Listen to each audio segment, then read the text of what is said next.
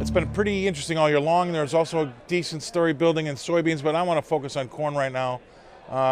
We've got some weather issues out there. There's some things that are starting to bubble up, and it's going to be an interesting kind of trade going forward, I think, for the rest of the year and actually for the beginning of next year.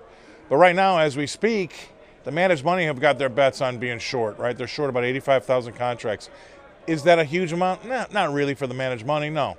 But in a time when things can get kind of squirrely, before and after the report, by the way, and when you don't have the volumes that we normally have at different times of the year, if there's something that comes out bullish and those 85,000 contracts have to be bought back or covered, that could be something that kind of spooks the market a little bit higher. So, keep that in mind.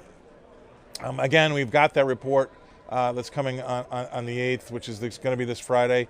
That's something that you really want to take. There's been some average guesses, I would say, or some news out there about maybe paring back the yield a little bit. Well, that could be, but it doesn't really matter, does it? Because we only can trade the number that we get, and the numbers that you get are the numbers that we have to trade.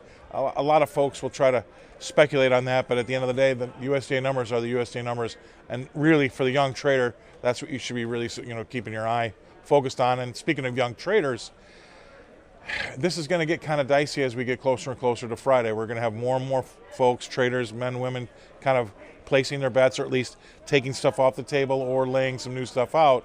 And it's going to be a little bit less, there'll be less volumes, but more volatility. And I think that's something that we all have to kind of keep in mind.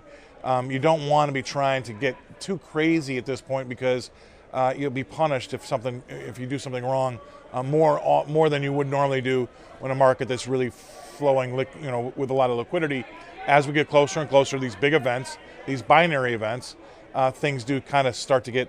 There's a lot less volumes and a lot more volatility. Something that you really need to take heed of as we go through this until the next the report, which is on Friday. So take care and keep an eye on those charts.